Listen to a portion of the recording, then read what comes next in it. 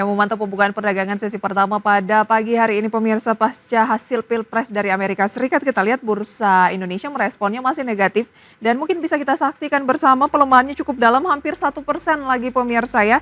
Di mana kemarin sudah turun lebih dari 1%, pada pagi hari ini turun lagi 1% di 7.314, melewati level support yang baru saja disampaikan tadi oleh narasumber kita, ada Pak Patrick ya.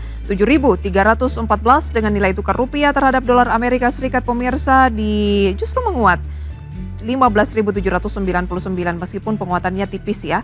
Deretan saham yang menjadi gainers pemirsa dapat Anda saksikan di layar ini tentunya masih akan mengalami perubahan seiring pembukaan perdagangan yang baru saja kita saksikan bersama.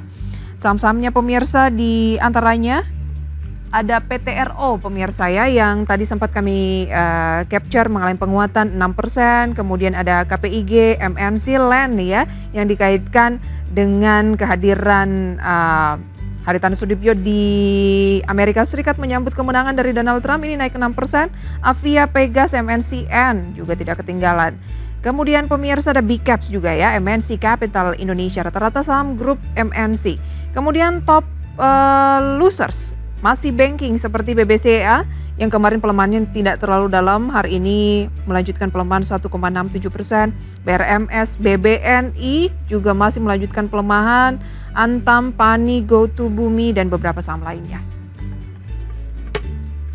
Kita lanjutkan pemirsa untuk melihat juga berturut-turut rekomendasi saham pilihan dapat Anda saksikan di layar pemirsa, di antaranya ada Pegas, MNCN, Avia dan juga BBRI. Itu dia rekomendasinya untuk Pegas, MNCN dan Avia trading buy, BBRI buy on weakness. Pak Patrick, kita berbicara ke saham pilihan kedua tadi yang ada di grafis, MNCN terlebih dahulu karena rata-rata ini anak usahanya juga mengalami penguatan signifikan. Anda melihat ini hanya sentimen sesaat atau seperti apa? Karena mengingat kerjasama yang cukup erat juga ya antara pemilik MNCN Haritanu Sudibyo dengan Donald Trump. Oke, benar sekali ya Mbak. Memang salah satu alasan juga kita memasukkan ini selain karena fundamental MNCN yang cukup positif dan juga dari sisi teknikalnya juga sudah confirm, itu dari sisi soal news yang tadi disampaikan ya, karena memang kan kadang saham di drive by news. Jadi sebenarnya kalau kita lihat seberapa lama impactnya ataupun apakah akan se-powerful itu sebenarnya kita juga masih belum tahu ya Mbak. Tapi memang kita coba memanfaatkan apapun peluang yang ada saat ini, karena di tengah penurunan ISG saat ini memang sangat sulit untuk melihat kiranya emiten apa yang menarik gitu ya untuk dicermati, baik untuk trading maupun untuk investing. Jadi memang kalau kita lihat untuk sementara waktu ini bisa jadi salah satu pilihan dan juga sebagai salah satu sentimen yang ada, jadi salah satu power untuk MNCN ini bisa mengalami kenaikan. Makanya Anda berikan rekomendasi hanya trading buy, artinya hanya jangka pendek terlebih dahulu ya, memanfaatkan peluang ataupun selebrasi yang ada saat ini. MNCN 330, bagaimana rekomendasinya singkat saja? Untuk MNCN kalau kita lihat, MNCN ini saat ini kan sudah ada di harga 330 ya? 330 ya. Sebenarnya sudah lebih, masih dalam entry buy yang kita berikan, yakni di kisaran 326 sampai dengan level 332. Untuk MNCN kita lihat stokastiknya sudah uptrend, kemudian MACD-nya sudah golden cross, fundamentalnya juga di kuartal 2 juga oke. Dan kalau kita lihat targetnya di sini kita ada mulai potensi di kisaran 350 sampai dengan 360. 350 sampai 360 jangka pendek, batasi resiko kalau ternyata ada pembalikan arah untuk MNCN di level berapa? Kalau kita lihat MNCN di level 321, jika memang dia tembus di area di bawah level 320, kita bisa melakukan pembatasan atau cut loss di area itu. Baik, itu dia untuk MNCN. Anda memang lebih meng-highlight MNCN dibandingkan dengan saham-saham MNC Group lainnya ya. Menurut Anda yang paling menarik ini nomor satu adalah MNCN ya. Baik, kemudian kita ke banking dulu. BBRI turunnya kemarin 5%, pagi hari ini juga masih melemah. Dan diikuti oleh banking lainnya seperti Bank Mandiri yang juga tadi sempat turun lebih dari 5%. Ini peluangkah untuk yang belum memiliki atau menambah posisi, karena pasti banyak yang memiliki saham banking? BBRI dulu. Oke, untuk BBRI sebenarnya memang kita bisa di kondisi seperti ini banyak istilah cash is the king ya untuk kondisi seperti ini. Jadi memang untuk BRI kita coba lihat dari sisi valuasinya juga sudah murah dibandingkan dengan 4 bank ataupun 3 bank besar lainnya. Jadi memang untuk BBRI jika memang kita ingin coba masuk ke BRI sebenarnya it's fine aja, tapi dengan porsi yang sangat kecil dulu gitu. Karena memang kita belum bisa confirm apakah BRI ini sudah ada di support terkuatnya atau tidak. Baik. Karena kita bisa melihat itu kan dari foreign flow asing. Jikalau memang nanti asing sudah melakukan inflow, itu bisa jadi salah satu trigger ataupun katalis tambahan buat kita masuk lebih banyak lagi. Baik, level-level yang perlu dicermati untuk saat ini meskipun belum confirm ya, asing tampaknya masih belum reda melakukan net sell. Di level-level berapa dulu yang menjadi support Anda saat ini? Support pertama mungkin, support kedua? Untuk support terdekat kami sih, kami memberikan support di area kisaran 4.500 untuk BBRI. Jikalau memang level tersebut tertembus, kita bisa lihat ada potensi di level 4.300 atau sampai 4.200 berdasarkan candle monthly-nya. Mengapa dari deretan saham-saham perbankan yang turun dalam Anda lebih tertarik ke BBRI? Atau ada bank kedua mungkin yang menurut Anda juga menarik untuk di buy on weakness?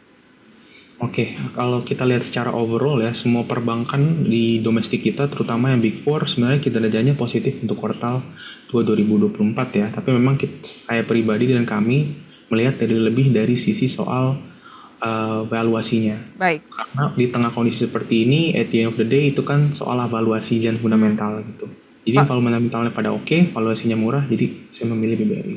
Baik, itu dia yang membuat Anda memilih BBRI. Valuasinya murah, tapi fundamentalnya oke, ya.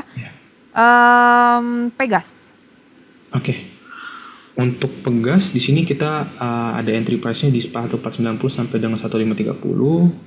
Kita taruh target price-nya di 1610 dengan support di 1460 dan juga resist di 1550. Kalau kita lihat memang pure dari technical dan juga dari pergerakan harga gas ya, gas alam atau natural gas, yang kalau kita lihat natural gas ini dalam sepekan terakhir itu didrive soal adanya angin topan ya yang mengganggu soal produksinya mereka. Dan kalau kita lihat dari sisi teknikalnya juga untuk Pegas itu dalam kondisi yang berada dalam supportnya dia juga gitu. Jadi kita lihat saat ini risknya belum terlalu besar dan juga ada potensial upside juga untuk Pegas. Baik, 1540 saat ini dengan penguatan 1,65% berarti masih dalam fase net buy. Maksud saya adalah fase beli gitu ya. Baik, itu dia untuk Pegas. Dan saham rekomendasi Anda yang terakhir adalah Avia. Tampaknya Avia juga pada pagi hari ini menguat ya. Iya, betul sekali Mbak. Untuk Avia sendiri kita lihat balik lagi kita selalu pilih dari sisi kinerja fundamentalnya cukup baik, yakni kita lihat di kuartal 2024-nya juga kinerjanya juga cukup solid untuk Avia. Dan juga kalau kita lihat dari sisi teknikal itu dari sisi MACD-nya udah golden cross, kemudian untuk stokastiknya sudah uptrend juga, menandakan bahwa memang minat belinya juga cukup tinggi.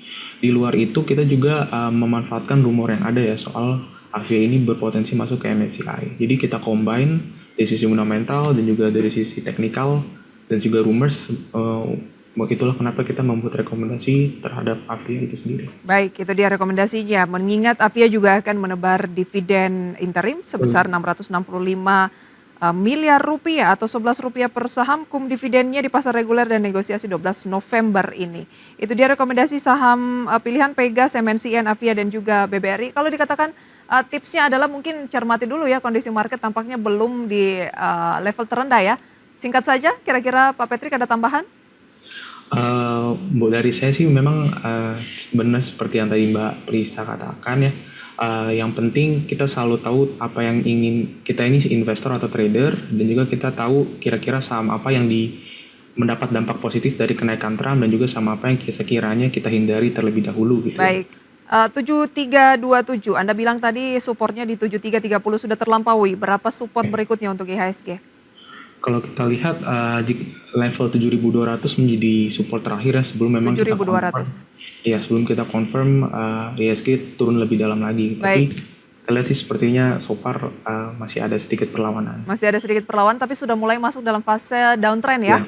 Betul sekali. Baik, terima kasih Pak Patrick untuk sharing informasinya di segmen kali ini. Sayang sekali waktu kita terbatas. Sampai berjumpa kembali. Terima kasih Mbak Pisa. Demikian pemirsa analisis dari analis FAC Sekuritas Indonesia, semoga bisa menjadi referensi untuk Anda. Tapi lagi-lagi keputusan investasi sepenuhnya kami kembalikan ke tangan Anda pemirsa.